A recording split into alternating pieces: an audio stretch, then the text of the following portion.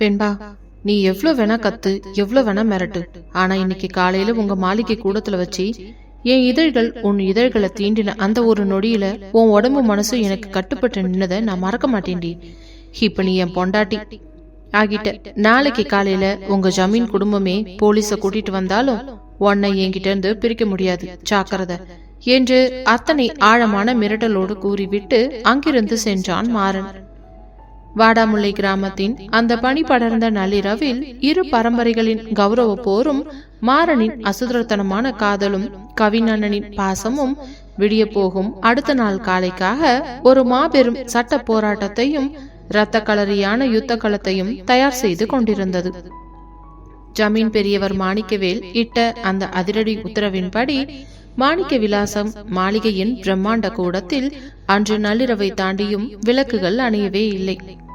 மாறன் தன் மகள் வெண்பாவை ஒட்டுமொத்த ஊர் முன்னிலையிலும் பலவந்தமாக தாலி கட்டி இழுத்துச் சென்ற அவமானம் சிவகுமாரின் நெஞ்சில் அக்னி பிழம்பாக எரிந்து கொண்டிருந்தது. தாத்தா சொன்ன ராஜதந்திர திட்டத்தின்படி அண்ணன் கவின் டவுன் போலீஸ் எஸ்பிக்கு போன் செய்து ஜமீன் வீட்டு பொண்ணை கடத்திய குற்றத்திற்காக மாறன் மீது ரிட் மனுவும் கடுமையான சட்டப்பிரிவுகளின் கீழ் வாரண்டும் வாங்குவதற்கான வேலைகளை நள்ளிரவோடு நைட்டாக முடித்திருந்தான். அதிகாலை 5 மணி இருக்கும். மேற்கு தொடர்ச்சி மலையிலிருந்து வீசிய பனிக்காற்று வாடாமுல்லை கிராமத்து வீதிகளை நடுங்க வைத்துக் கொண்டிருந்தது. ஜமீன் மாளிகையின் வாசலில் டவுனிலிருந்து வந்த 3 பிரம்மாண்டமான போலீஸ் வேன்களும் எஸ்பியின் அதிகாரப்பூர்வ சைரன் காரும் வந்து அதிரடியாக நின்றன. வண்டிகள் நின்ற வேகத்தில் ஆயுதம் ஏந்திய 50க்கும் மேற்பட்ட போலீசார் கீழே குதித்து அணிவகுத்து நின்றனர். கூட்டத்தில் இருந்து சிவகுமாரும் கவினும் சரணும் அக்னி பார்வைகளோடு வெளியே வர, எஸ்பி ஐயா, அந்த மாறன் ஒரு ரவுடி மாதிரி என் மாளிகைக்குள்ள புகுந்து என் மக வெண்பாவை கடத்திட்டு போயிருக்கான். அவனோட ரத்தின மகால வச்சு என்னோட மகளை அடைச்சு வச்சிருக்கான். இப்போவே அவனை கைது பண்ணி எங்க மகளை நான் மீட்கணும். சட்டம் எங்களுக்கு துணையாவும் நிக்கணும் என்று சிவகுமார் ஆக்ரோஷமாக கர்ஜித்தார். எஸ்பி தன் தொப்பியை சரி செய்தபடியே, ஜமீன்தார் ஐயா, நீங்க பதட்டமே படாதீங்க. வாரண்ட் எங்க கையில இருக்கு. ஜமீன் வீட்டு பொண்ணை கடத்தினது எவ்வளவு பெரிய குற்றம்னு அந்த மாறனுக்கு நாங்க இப்போ புரிய வைக்கிறோம். கவின், வண்டிய ரத்னமஹாலை நோக்கி எடுங்க என்று உத்தரவிட்டார். கவின் தன் ஜீப்பின் டிரைவிங் சீட்டில் ஏறி அமர, அவனுக்கு பின்னால் 3 போலீஸ் வேன்களும் ஜமீனாட்களின் கார்களும் புழுதியை கிளப்பிக் கொண்டு ரத்தின மஹாலை நோக்கி சைரன் சத்தத்துடன் அசுர வேகத்தில் பாய்ந்தன. அதே அதிகாலை வேளையில் ரத்தின மகாலின் பிரம்மாண்டமான அந்தப்புற அறைக்குள் வெண்பா இன்னும் விடிய விடிய தூங்காமல் அப்படியே ஜன்னலோரம் முடங்கி கிடந்தாள். அவளது பட்டுப்புடவையின் பாரமும் அவளது கழுத்தில் ஏறி இருந்த அந்த மாறனின் மஞ்சள் கயிற்று தாலியும் அவளது நெஞ்சில் ஒரு மாபெரும் யுத்தத்தை நடத்தி கொண்டிருந்தன.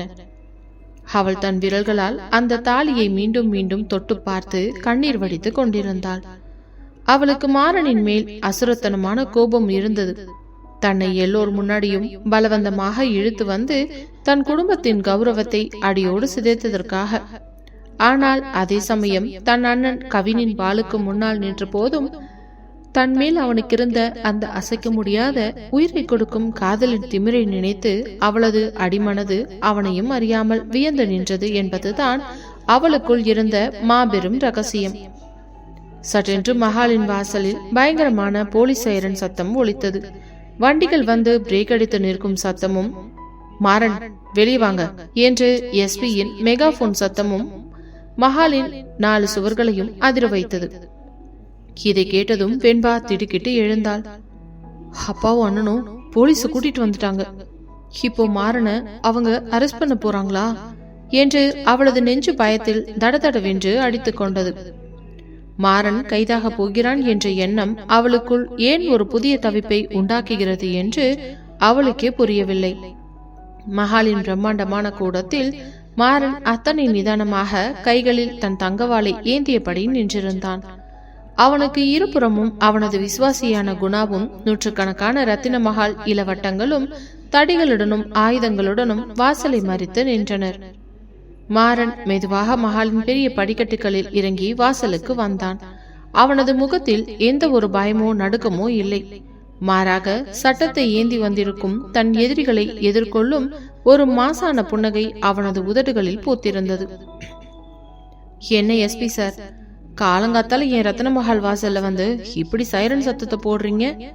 இந்த மாறன் என்ன கொலை குற்றவாளியா இல்ல கொள்ளைக்காரனா என்று அத்தனை ஆழமான இடி முழக்க குரலில் கேட்டான் மாறன்.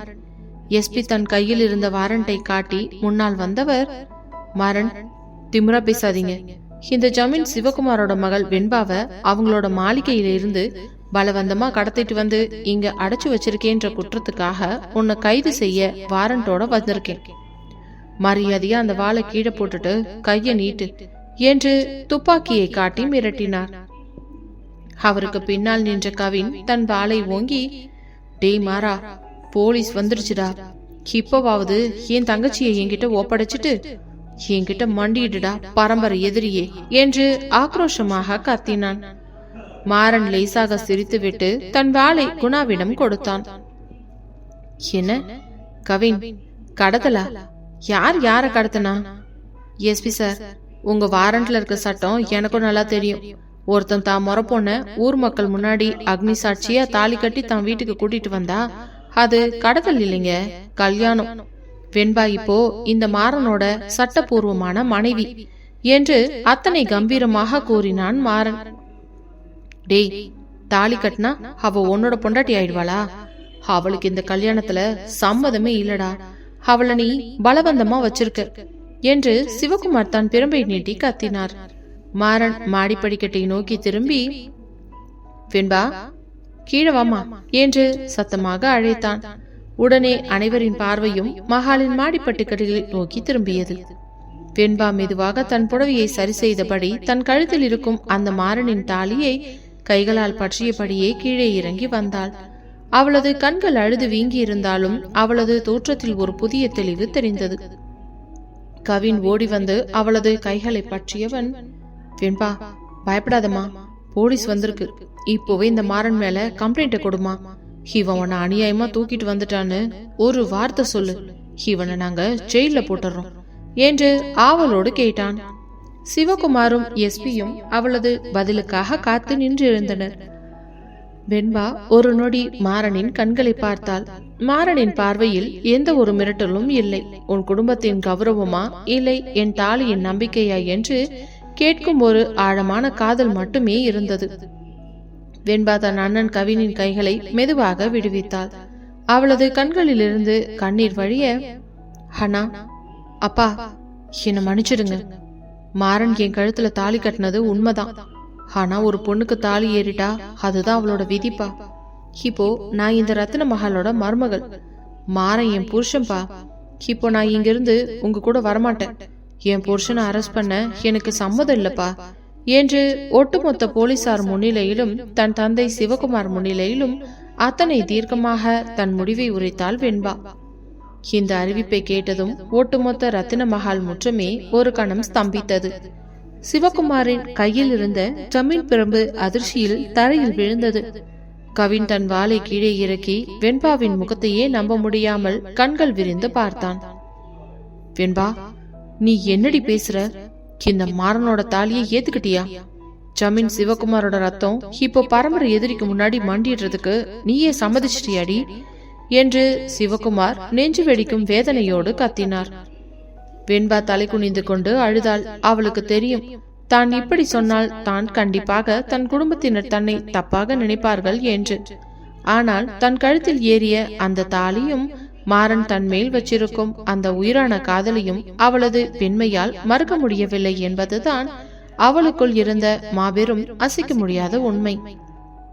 எஸ்பி வாரண்டை சுருட்டி தன் பாக்கெட்டில் வைத்தவர், ஜமீன்தாரையா, அவங்க சம்மதத்தோட தாலி கட்டியிருக்காங்கன்னு பொண்ணே வாய் திறந்து சொல்லிடுச்சு. இதுக்கு மேல நாங்க சட்டப்படி இந்த மாறனை அரெஸ்ட் பண்ண முடியாது. சாரி ஐயா, வண்டி எடுங்க என்று போலீசாருக்கு உத்தரவிட்டார். போலீஸ் வேன்கள் சைரன் சத்தத்துடன் மகாலை விட்டு வெளியேற சிவகுமாரும் கவினும் மாறனை அக்னி பார்வைகளால் வெறித்து பார்த்தனர். கவின் மாறனை விரல் நீட்டி எச்சரித்தான். மாறா, என் தங்கச்சி நீ தாலி கட்டிட்டன்னு இங்க நிக்கலாம். ஆனா ஜமீன் சிவகுமார் குடும்பம் உன்னை சும்மா விடாதுடா என் தங்கச்சியோட கண்ல இருந்து விடுகிற ஒவ்வொரு சொட்டு கண்ணீருக்கும் உங்க ரத்தனவேல் வம்சம் பதில் சொல்ல வேண்டிய நாள் சீக்கிரமே வரும் என்று ஆக்ரோஷமாக கத்திவிட்டு தன் தந்தையோடு ஜீப்பில் ஏறி புழுதியை கிளப்பிக் கொண்டு பறந்தான். ரத்தின மஹாலின் அந்த பிரம்மாண்ட முற்றத்தில் இருந்து ஜமீன்கார்களும் எஸ்பியின் வேன்களும் கிளம்பி சென்ற பிறகு அங்கே ஒரு புதிய அமைதி நிலவியது.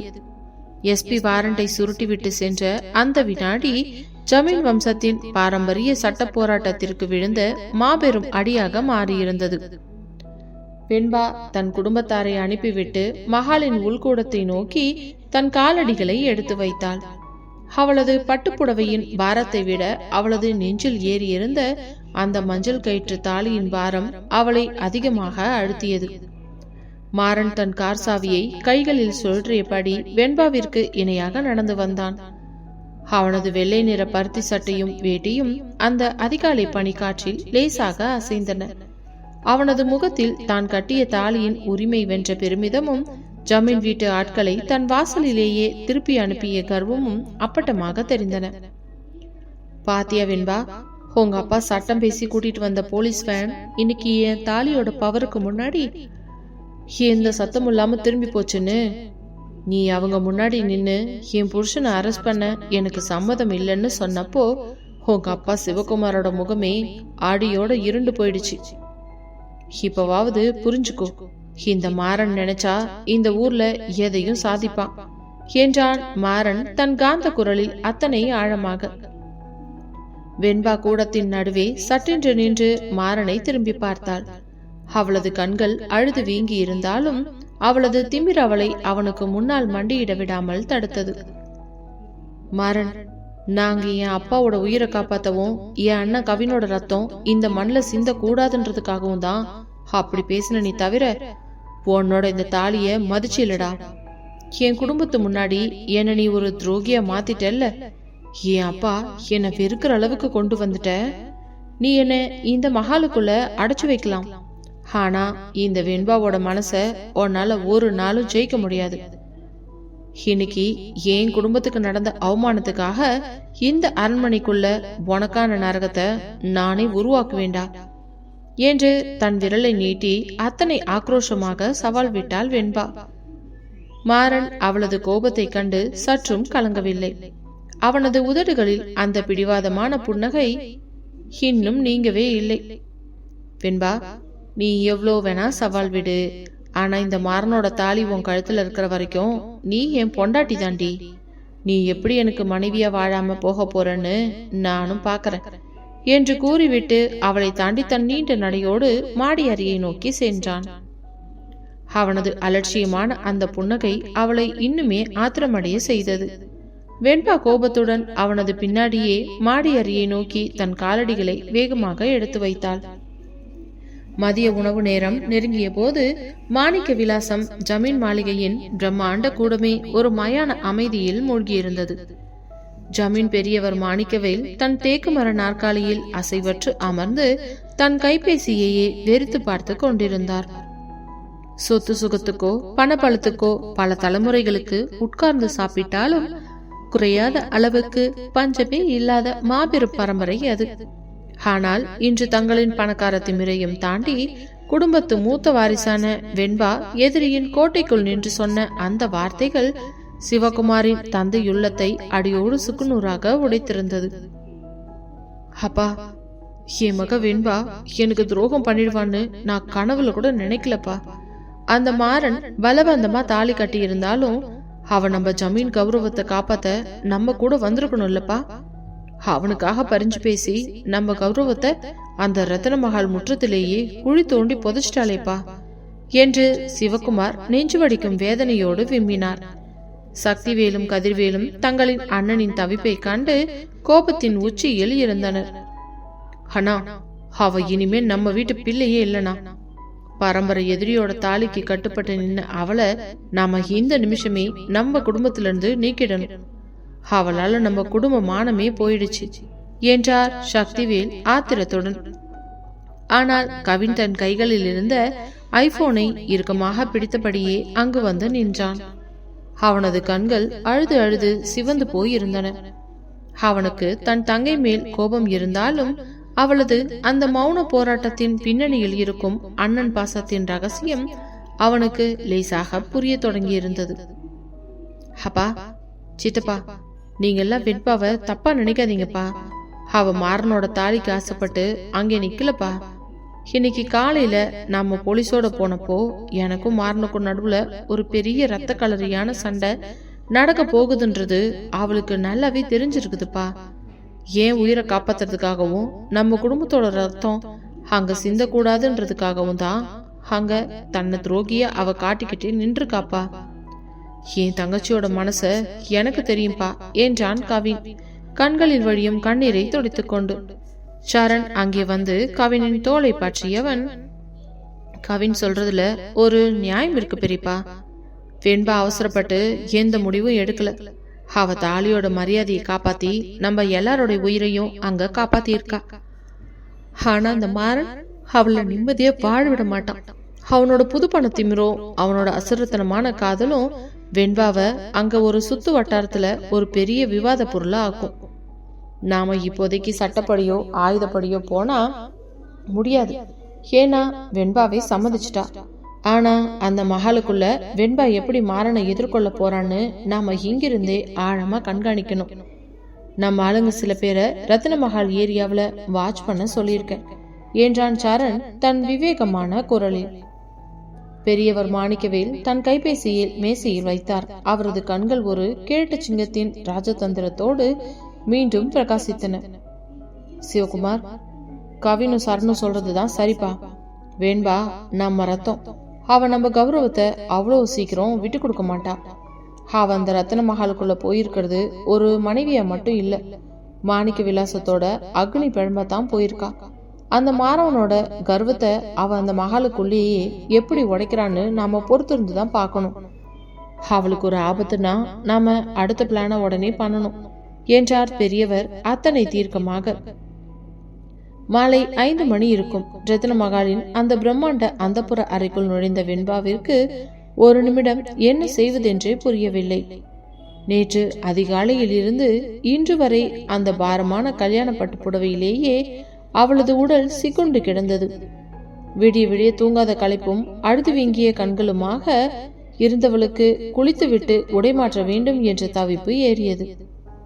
ஆனால் மாளிகையில் இருந்து மாறன் அவளை பலவந்தமாக தூக்கி கொண்டு வந்த போது அவளிடம் மாற்று உடைகள் எதுவுமே இல்லை. உடுத்தி இருந்த அந்த ஒற்றை புடவையோடு மட்டுமே வந்திருந்தாள். என்ன செய்வது என்று தெரியாமல் அறைக்கு நடுவே நின்று கொண்டு தன் கைகளை பிசைந்தபடியே உதட்டை கடித்தபடி முடித்துக் கொண்டு நின்றாள் வெண்பா. அப்பொழுது அவளுக்கு பின்னாலேயே அறைக்குள் நுழைந்த மாறன் அவளது தவிப்பை அப்பட்டமாக கவனித்தான். அவனது ட்ரெண்டியான தோற்றமும் அவனது கூர்மையான பார்வையும் அவனது தடுமாற்றத்தை அணு அணுவாக ரசித்தன. அவன் மெதுவாக அவள் அருகே வந்து சற்றும் எதிர்பாராத நேரத்தில் அவளது வழக்கையை பற்றி பலமாக இழுத்து தன் பக்கமாக இழுத்தான். டேய் மரா, கைய விடுடா, உனக்கு எவ்வளவு தைரியம் இருந்தா என் கையை தொடுவ என்று வெண்பா ஆச்சரியத்துடன் கத்தி அவனது கையை தன் முழுப்பழத்தை கொண்டு தீட்டிவிட்டாள். அவளது கண்கள் கோபத்தால் சொலித்தன. ஆனால் மாறன் அவளது எதிர்ப்பை பொருட்படுத்தாமல் மீண்டும் அவளது கையை அத்தனை ஆழமான அதிகாரத்தோடும் காதலோடும் பற்றி இழுத்து கொண்டு அந்த அறையின் ஓரத்தில் இருந்த ஒரு பிரம்மாண்டமான ரோஸ்வுட் கபோர்டின் முன்னால் போய் நின்றான். வெண்பா திமிர முயல்வதற்குள் மாறன் தன் ஒற்றை கையால் அந்த கபோர்டின் பெரிய கதவுகளை சலார் என்று திறந்து காட்டினான்.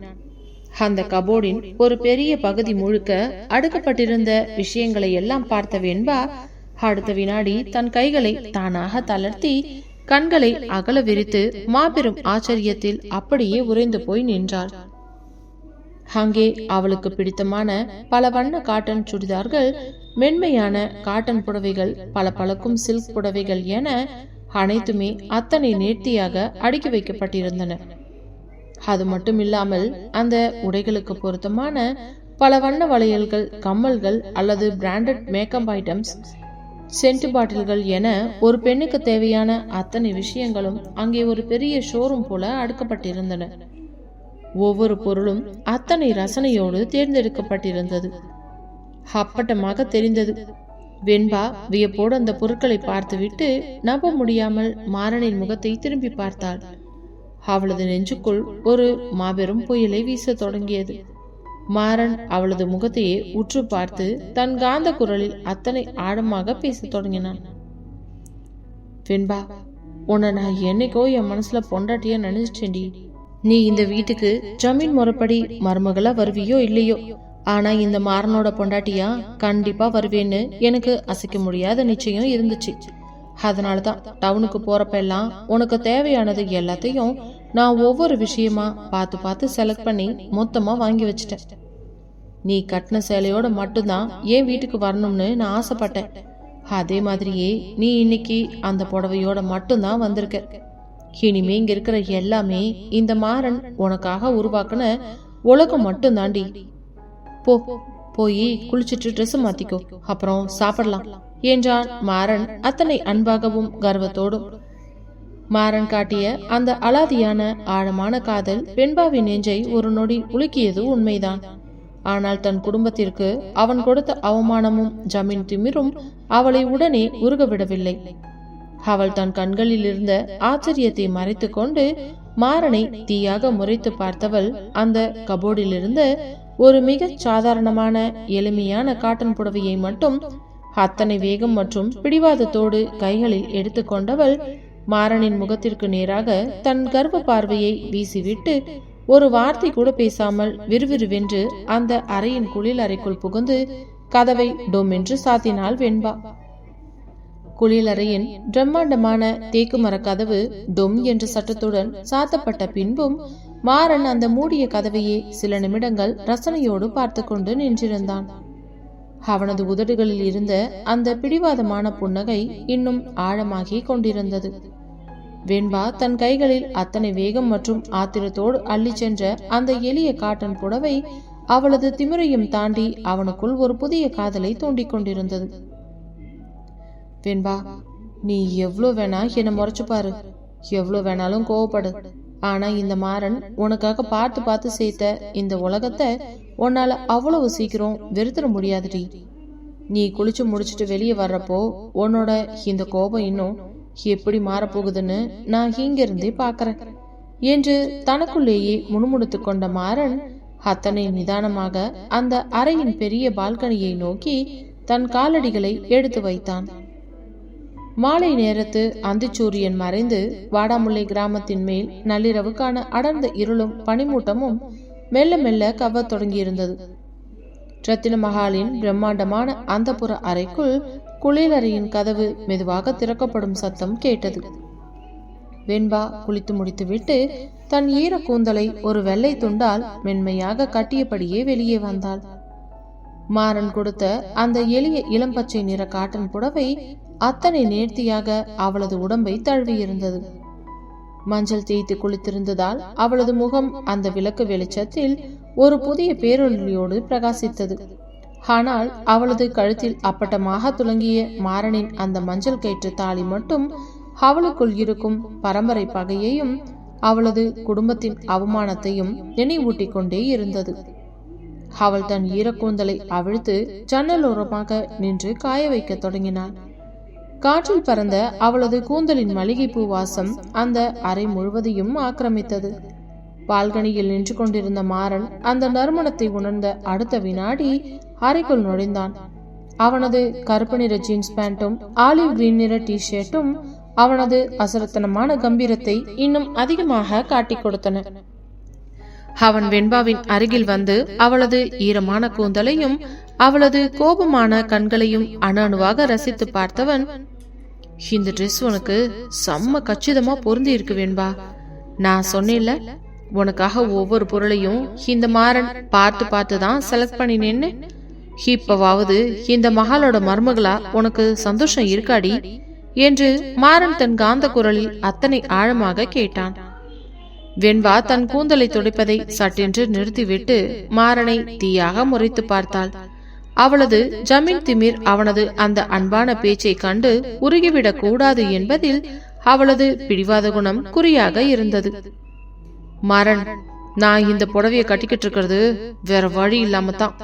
நீ வாங்கி வச்சிருக்க இந்த ஆடம்பர பொருட்கள் எதையும் பார்த்து நான் ஒன்னும் மயங்கிட மாட்டேன், தெரிஞ்சுக்கோ.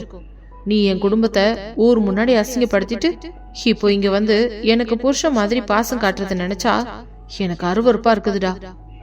என் அப்பா சிவகுமாரும் என் அண்ணன் கவினும் இன்னைக்கு பட்ட அவமானத்துக்கு பதிலா இந்த மகாலுக்குள்ளேயே உன்னை எப்படி மண்டியிட வைக்கிறேன்னு மட்டும் பாரு என்று தன் கைகளை கட்டிக்கொண்டு அத்தனை ஆக்ரோஷமாக சவால் விட்டாள் வெண்பா. மாறன் லேசாக சிரித்தவன் அவளது முகத்திற்கு மிக அருகில் வந்து நின்றான். அவளது மூச்சுக்காற்று அவனது மார்பில் பட்டு தெரிக்க அவனது கண்கள் அவளது இதழ்களையே உற்று பார்த்தபடி, வெண்பா, நீ எனக்கு எவ்வளவு வேணாலும் நரகத்தை உருவாக்கு, ஆனா நேத்து காலையில இருந்து உங்க மாளிகை கூடத்துல வச்சு ஏன் இதழ்கள் உன் இதழ்களை தீண்டிய அந்த ஒரு நொடியில நீ எனக்கு மட்டும்தானே இந்த ஊருக்கே நான் அத்தாச்சு காட்டிட்டேன்டி. நீ என் பொண்டாட்டியாவும் ஆயாச்சு. இப்போ கீழே உனக்காக சுட சுட இரவு உணவு தயாரா இருக்கு, வா போய் சாப்பிடலாம் என்று அத்தனை கூலாக கூறிவிட்டு அவளது பதிலை எதிர்பார்க்காமல் அவளது கையை பற்றி பலமாக இழுத்தான் மாறன். வெண்பா அவனது பிடியிலிருந்து தன் கையை அத்தனை ஆத்திரத்தோடு தட்டிவிட்டவள், என் கை தொடாத மாறன், உன்னோட எந்த ஒரு அதிகாரத்துக்கும் நான் இங்க பணிய மாட்டேன். நீ சாப்பாட கொண்டு வர சொல்லி சாப்பிடு, ஆனா நான் உன் கூட உட்கார்ந்து சாப்பிட மாட்டேன் என்று பிடிவாதமாக ஜன்னலோரம் போய் நின்றாள். மாறன் அவளது பிடிவாதத்தை கண்டு கோபம் அடையவில்லை. மாறாக அவளது அந்த கௌரவத்தை எப்படி உடைக்க வேண்டும் என்று அவனுக்கு நன்றாகவே தெரியும். அவன் குணாவை அழைத்து இரவு உணவை அறைக்கே கொண்டு வந்து தர உத்தரவிட்டான். சிறிது நேரத்தில் குணா ஒரு பெரிய தட்டில் சுட சுட பிரியாணியும் கிராமத்து நாட்டுக்கோழி வறுவலும் பலவிதமான பலகாரங்களையும் கொண்டு வந்து அங்கே இருந்த தேக்கு மர மேசையின் மேல் வைத்தான். உணவின் வாசனை அந்த அறை முழுவதையும் நிறைத்தது. குணா வெளியேறியதும் மாறன் மேசையின் அருகில் அமர்ந்து ஒரு தட்டில் உணவை பரிமாறியவன் வெண்பாவை பார்த்து, வெண்பா, காலையிலிருந்து நீ எதுவுமே சாப்பிடல. ஜமீன் வீட்டு பொண்ணுங்க பட்னிய கடந்துதான் தங்களோட வீரத்தை காட்டுவாங்களா என்ன? மரியாதையா வந்து சாப்பிடு என்றான் அத்தனை அழுத்தமாக. வெண்பா மேசையின் அருகில் வந்தாள். ஆனால் அவளது கண்கள் உணவை பார்க்கவில்லை. அவளது ஜமீன் வம்சத்தின் திமிரோடு மாறனின் தட்டையே உற்று பார்த்தாள். நான் சாப்பிட மாட்டேன்னு சொன்னா சாப்பிட மாட்டேன், அவ்வளவுதான். நீ என்ன பலவந்தமா இங்க அடைச்சு வைக்கலாம், ஆனா உங்க வீட்டு சோத்தை தின்னு வாழ வேண்டிய நிலைமை இந்த மாணிக்க விலாசத்து வாரிசுக்கு இன்னும் வரலடா என்று அத்தனை ஆக்ரோஷமாக கூறினாள் வெண்பா. மாறன் தன் கையில் இருந்த கரண்டியை மேசையின் மேல் டனார் என்று சத்தமிடும்படி வைத்தான். அவனது கண்களில் அந்த பிடிவாதமான காதல் திமிர் இன்னும் அதிகமாக தெரிந்தது. அவன் சற்றென்று எழுந்து நின்று வெண்பாவின் இடையை பற்றி அத்தனை அழுத்தமாக தன் பக்கமாக இழுக்க வெண்பா அதிர்ச்சியில், மாறன் என்ன பண்ற, கையை விடு மாறன் என்று அவனது டிஷர்ட்டின் மீது தன் கைகளை வைத்து தள்ள முயன்றாள். அவளது இதயம் வேகமாக துடித்தது. ஆனால் மாறன் அவளது பிடியை விடவில்லை. அவளது முகத்திற்கு மிக அருகில் தன் முகத்தை கொண்டு வந்து அத்தனை ஆழமான குரலில் பேசினான். வெண்பா, நீ ஏன் பொண்டாட்டி, நீ பட்னியா கிடந்தா இந்த மாறனோட நெஞ்சு தாங்காதுடி. நீயா ஒழுங்கா வந்து சாப்பிடலனா நானே என் கையால உனக்கு ஊட்டி விட வேண்டி இருக்கும்.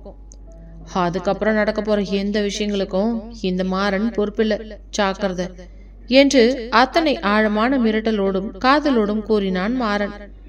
வெண்பா அவனது கண்களில் இருந்த அந்த அசைக்க முடியாத காதலின் வேகத்தை கண்டு ஒரு நொடி திகைத்து நின்றாள். அவனது மார்பின் வெதுவெதுப்பும் அவனது இந்த பாசமும் அவளை அறியாமல் அவளது கோபத்தை குறைக்க தொடங்கின.